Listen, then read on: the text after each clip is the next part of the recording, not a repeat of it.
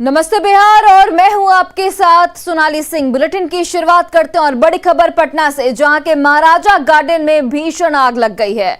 गोला रोड विवाह स्थल पर देर रात ये आग लगी है। तो पटना से बड़ी खबर बता रहे हैं आपको, जहां पर महाराजा गार्डन में आग लगी है और गोला रोड विवाह स्थल पर देर रात ये आग लगी। स्टेज पर शॉर्ट सर्किट की वजह से भीषण आग लगी है। तस्वीरें आपके सामने देखिए, महाराजा गार्डन की ये तस्वीरें दिखा रहे हैं, जहां पर देर रात अगलगी की घटना हुई और इस आग से करोड़ों का नुकसान बताया जा रहा है। दमकल की गाड़ियों ने हालांकि कड़ी मशक्कत के बाद आग पर काबू पा लिया है। तो पटना से ये बड़ी खबर, जहां पर एक शादी समारोह में आग लग गई और इसमें करोड़ों का नुकसान बताया जा रहा है। और पटना से हमारे सहयोगी अमरजीत शर्मा फोन लाइन पर जुड़ गए। अमरजीत, क्या कुछ अपडेट इस पूरे मामले को लेकर? अभी आग पे काबू पा लिया गया है, लेकिन जिस तरह से आग लगी है वो बताया जाता है कि जो जयमाला मंच था वहां पर जो है फुलझड़ी जलाया जा रहा था, जो आर्टिफिशियल फुलझड़ी होती है, और उसी से आग लगने की बात सामने आ रही है। लेकिन शॉर्ट सर्किट की भी बात कुछ लोग कह रहे हैं। और आग इतना भयावह थी कि लोग जो है भाग रहे थे। आग जो है काफी तेज से फैल रहा था, क्योंकि जो गार्डन में जो सजावट का जो वस्तु लगा हुआ था उसमें काफी तेजी से आग पकड़ी थी। हालांकि कोई नुकसान नहीं हुआ। लोग जो है भागकर और सामान जो है बाहर कर लिए, जिसकी वजह से जो है शादी समारोह हो रहा था उनको कोई नुकसान नहीं हुआ। लेकिन जो मंडप था वो पूरी तरह से जल करके जो है राख हो गया। सिर्फ बाहर का गेट ही बचा है। करोड़ों की लागत जो है ये बनाई गई थी। गेट जो है करोड़ों की लागत से बनाया गया था। और आग जो है जयमाला के बाद ही जो है पकड़ी है, और इसीलिए जो है लोग बता रहे हैं कि जो फुलझड़ी थी उसी की वजह से आग लगी है। अमरजीत, बहुत बहुत धन्यवाद तमाम जानकारियों के लिए। तो पटना से ये खबर आपको बता रहे हैं, जहां पर विवाह स्थल पर देर रात आग लग गई। गोला रोड के पास महाराजा गार्डन में ये आग लगी थी और आग से करोड़ों का नुकसान यहाँ पर बताया जा रहा है। जयमाला के स्टेज पर आग लगी थी और शॉर्ट सर्किट की वजह से ये आग लग गई और फिलहाल दमकल की गाड़ियों ने आग पर काबू पा लिया है। और बड़ी खबर भागलपुर के बरारी थाना क्षेत्र से है, जहां सुरखीकल भट्टा इलाके में अपराधियों ने बीती रात पान मसाला व्यापारी राजेश शाह की गोली मारकर हत्या कर दी। तो भागलपुर से बड़ी खबर आपको बता रहे हैं, जहां पर पान मसाला व्यापारी की गोली मारकर हत्या कर दी गई है। अपराधियों ने इस वारदात को अंजाम दिया। हत्याकांड से इलाके में दहशत का माहौल फिलहाल बना हुआ है। मोहल्ले में हो रही शादी समारोह के दौरान अपराधियों ने इस घटना को अंजाम दिया और अपराधी मौके से फरार हो गए। हत्याकांड से पूरे इलाके में दहशत का माहौल है। परिजनों के मुताबिक आपसी विवाद में हत्या की वारदात को अंजाम दिया गया। इस घटना से 4 दिन पहले इलाके में गोलीबारी की घटना भी हुई थी, जिसमें डब्बू मंडल ने सूरज ताती समेत उसके साथियों पर बरारी थाने में केस दर्ज करवाया था। एक लड़का दौड़ते हुए गया कि विक्टर भैया को गोली मार दिया है, देखिए जाके। तब तक मैं दौड़ते हुए आया तो देखा कि अंकल पट्टी में गोली मारा और मेरा भाई अचेत अवस्था में पड़ा हुआ है। तो दुकान पे रहता। अब मैं तो दुकान पे दिन भर रहता हूँ। मैं विशेष घटना की जानकारी नहीं। डब्बू मंडल जो है ये आपके भाई का मित्र था क्या? नहीं, समाज का ही रहने वाला है और पुराना दागी है। अच्छा, वो पुराना हीरो रह चुका है। आपराधिक प्रवृत्ति का तो है ही। और बड़ी खबर किशनगंज से, जहां पेट्रोल पंप से 5,90,000 की लूट की वारदात को अंजाम दिया गया है। हथियार की नोक पर अपराधियों ने लूट की है। तो किशनगंज से बड़ी खबर बता रहे हैं आपको, जहां पर पेट्रोल पंप से 5,90,000 की लूट हुई है। हथियार की नोक पर अपराधियों ने लूटकांड की वारदात को अंजाम दिया है। कोचाधामन के रहमतपाड़ा पेट्रोल पंप पर यह लूट हुई है। आरजेडी जिलाध्यक्ष सरवर आलम का ये पेट्रोल पंप बताया जा रहा है और सीसीटीवी फुटेज के आधार पर फिलहाल पुलिस इस पूरे लूटकांड की जांच में जुट गई है। कोचाधामन थाना क्षेत्र का ये पूरा मामला बताया जा रहा है। और ये 2 तस्वीरें आपकी टीवी स्क्रीन पर देखिए। दूसरी तस्वीर सीसीटीवी फुटेज की है, जहां पर लूटपाट की तस्वीर सीसीटीवी कैमरे में कैद हो गई। पेट्रोल पंप पे 5,90,000 की लूटकांड को अंजाम दिया गया। और देखिए पहली तस्वीर, हथियार के नोक पर अपराधियों ने इस लूटपाट को अंजाम दिया और उसके बाद से इलाके में दहशत का माहौल है। और फिलहाल पुलिस इस सीसीटीवी फुटेज के जरिए आरोपियों की तलाश में जुट गई है।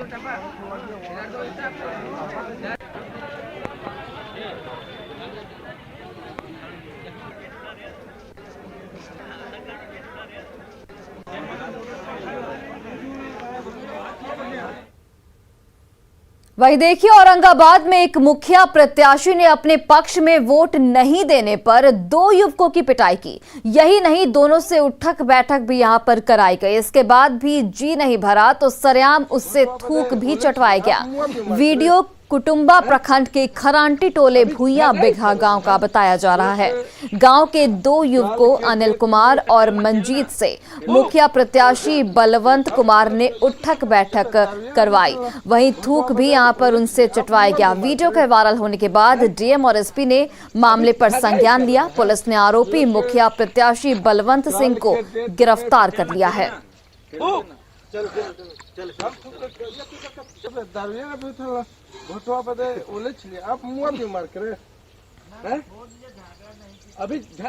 और अगली खबर दरभंगा से, जहां के कुशेश्वर स्थान में पंचायत चुनाव के दौरान मजिस्ट्रेट की पिटाई का वीडियो वायरल हो रहा है। पंचायत चुनाव के अंतिम चरण चिगड़ी बूथ नंबर 151 और 152 पर लोगों ने ईवीएम को तोड़ दिया, साथ ही मजिस्ट्रेट की पिटाई भी कर दी। बचाने के दौरान 3 पुलिसकर्मी भी जख्मी हो गए हैं। मारपीट का आरोपी मुखिया प्रत्याशी बीरेंद्र चौपाल पर है। बीरेंद्र चौपाल समेत 6 लोगों को पुलिस ने गिरफ्तार किया है। वहीं दूसरा आरोपी मिथिलेश यादव फिलहाल फरार बताया जा रहा है, जबकि तिलकेश्वर थाना प्रभारी की भूमिका की जांच फिलहाल पुलिस की ओर से की जा रही है।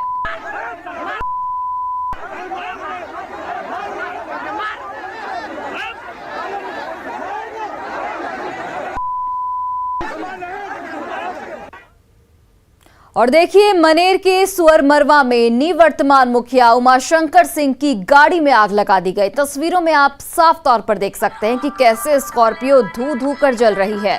बताया जा रहा है कि पंचायत चुनाव को लेकर ये विवाद हुआ था, जिसके बाद गाड़ी में आग लगा दी गई है। उमाशंकर सिंह उर्फ सिपाही मुखिया बालू माफिया बताया जा रहा है और उस पर हत्या और रंगदारी के कई मामले दर्ज हैं। उमाशंकर फिलहाल जेल में बंद है।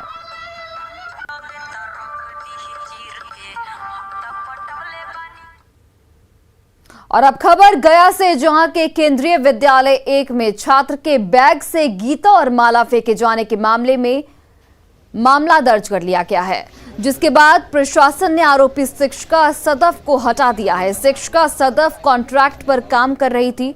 बताया जा रहा है कि शिक्षिका ने गीता और माला को बैग से निकालकर डस्टबिन में डाल दिया था। घटना 9 दिसंबर की बताई जा रही है। लोगों का साफ तौर पर यहां पर कहना है कि शिकायत के बाद केंद्रीय विद्यालय के प्रिंसिपल ने मामले को गंभीरता से नहीं लिया, जिसके बाद कुछ संगठनों ने डेल्हा थाने का घेराव किया और पटना से एक जांच टीम पहुंची और शिक्षिका के खिलाफ कार्रवाई की गई। डीएसपी ने बताया कि मामला दर्ज करने के बाद आगे की कार्रवाई लगातार जारी है। गीता की एक छोटी किताब थी, एक माला था, जिसको जो वहाँ के टीचर थी उन्होंने लेकर के डस्टबिन में डाल दिया। ये बच्चे का कहना है। उस समय और सभी बच्चे भी स्कूल में मौजूद थे, तो जांच का विषय है। उसके पिता को के द्वारा, राहुल सिंह है पिताजी, उनके द्वारा आवेदन दिया गया, जिसे लिया गया, उस पर जो उचित कार्रवाई होगी वो कार्रवाई की जा रही है। हाँ, तो जो इस आवेदन पे जो सेक्शन बनेगा, जो कार्रवाई होना है, वो अपेक्षित कार्रवाई होगी हम लोग। और अब बात समस्याओं के समाधान के सोमवार की।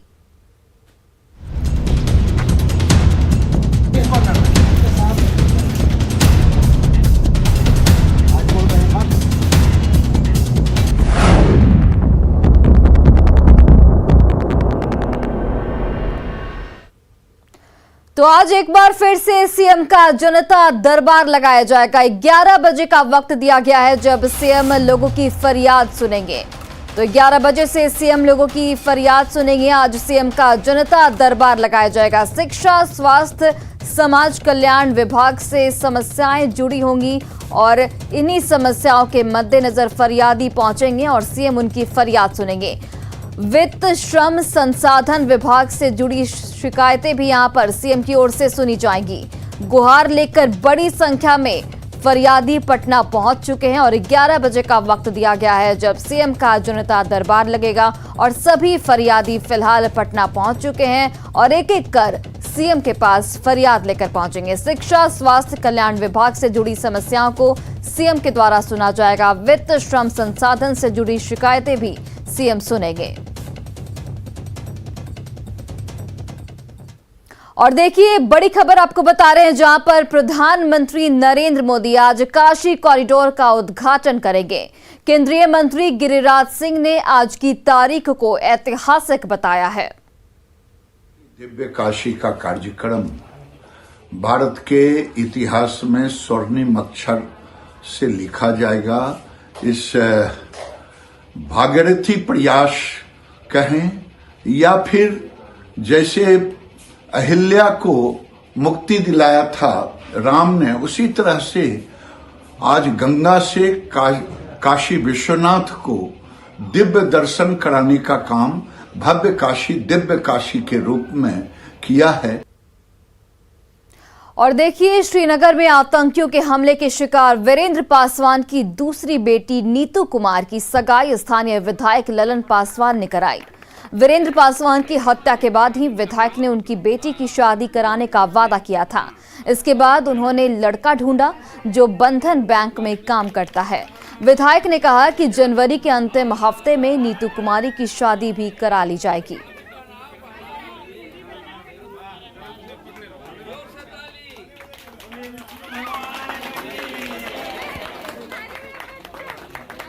वादा किया था कि आपकी तीनों कुमारी बेटियों का मैं मामा बनकर खड़ा होकर कन्यादान करवाऊंगा। आज अपने आप सबों का आशीर्वाद से आज अपने प्रथम वादे पर हम।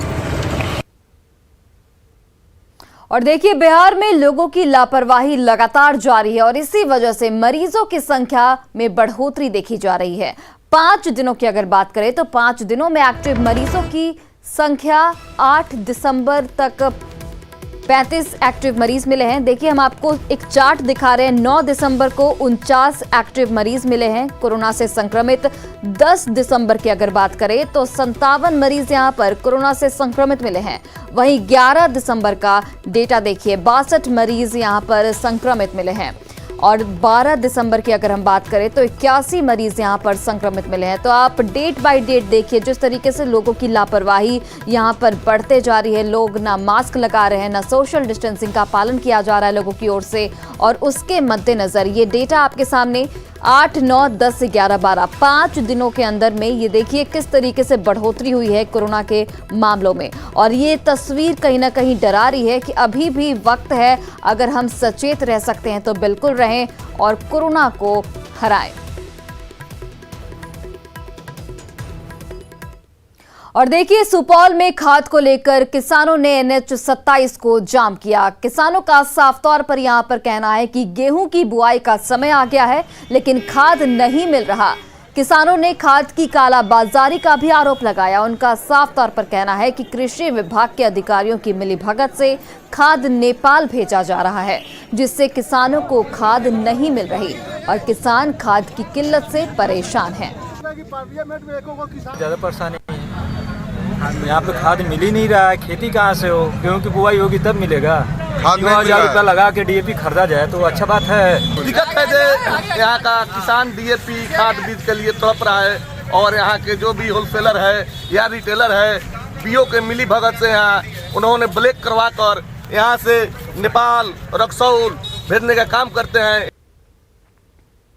वहीं अमृतसर से आई 2 लड़कियों को सुपौल पुलिस ने चाइल्ड लाइन को सौंपा। दोनों लड़कियां अनिल कुमार मुखिया के साथ सुपौल आईं। दरअसल अनिल मुखिया की अमृतसर में मोबाइल की दुकान है और वहीं दोनों लड़कियों की उससे संपर्क हुआ। इनमें से एक लड़की ये जानते हुए भी अनिल के साथ रहने को तैयार थी कि वो शादीशुदा है। इसमें दूसरी लड़की ने उसकी मदद की।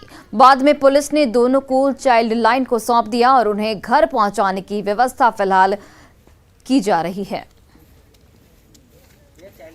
अमृतसर से आई है भटकते हुए और दिलीप मुखिया के यहाँ पर जो है था तो हमको सूचना मिला, ग्रामीण द्वारा सूचना मिला तो जांच पड़ताल किए तो फिर चाइल्ड होम को हम खबर किए। चाइल्ड होम से स्टाफ आए हैं और वो रिसीव किए हैं अभी लेके जाएंगे, उनके परिजन को भी खबर हो गया है।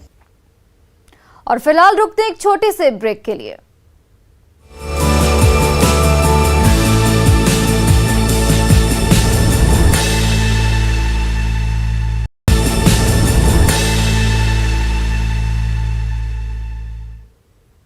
और ब्रेक के बाद आप सभी का स्वागत है। पटना के एक रेस्टोरेंट में बिहारी संस्कृति और बिहार की पहचान को जिंदा रखने की लगातार कोशिश की जा रही है, जिसे देख ग्राहक भी आकर्षित हो रहे हैं।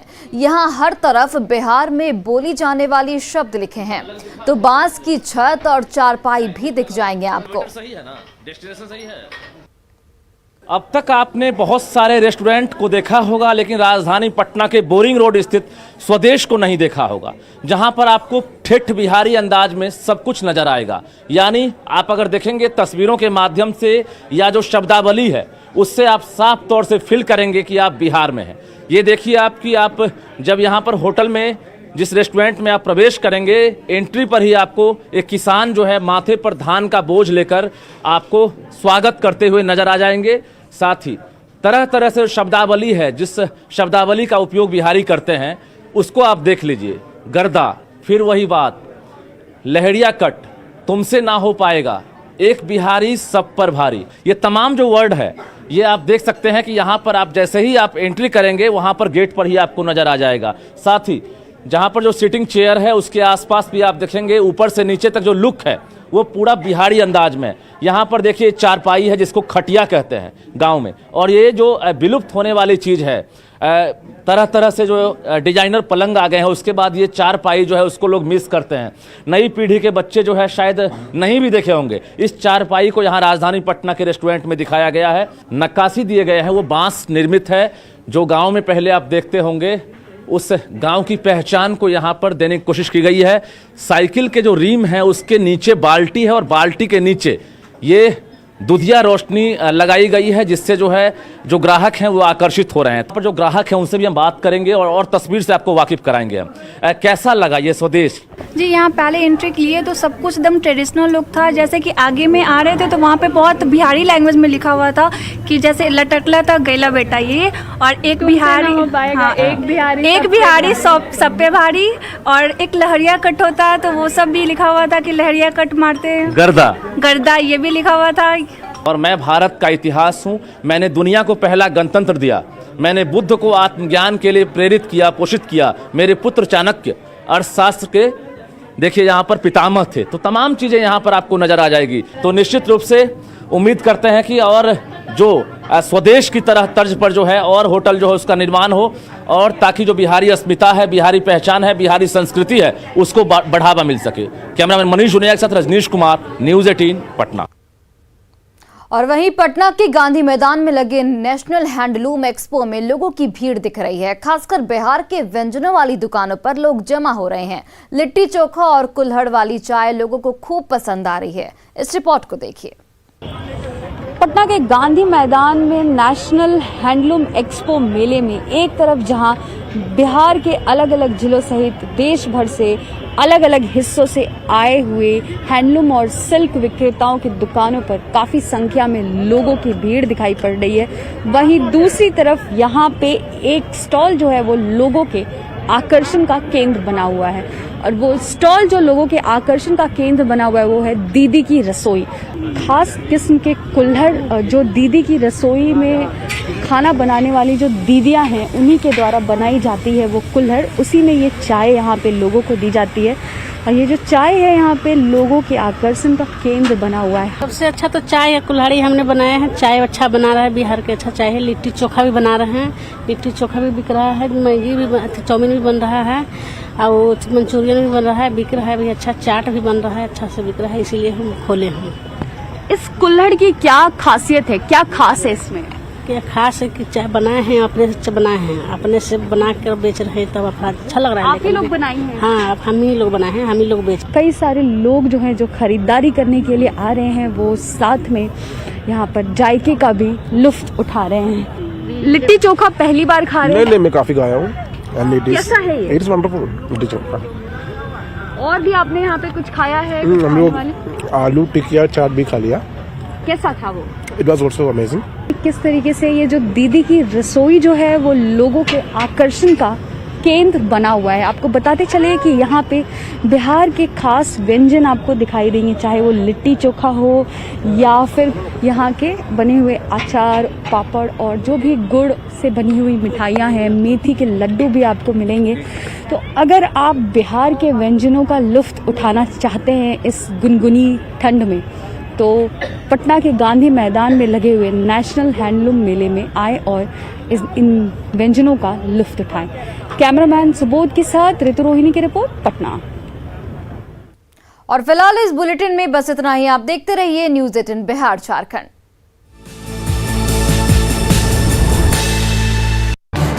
इस न्यूज हेडलाइंस के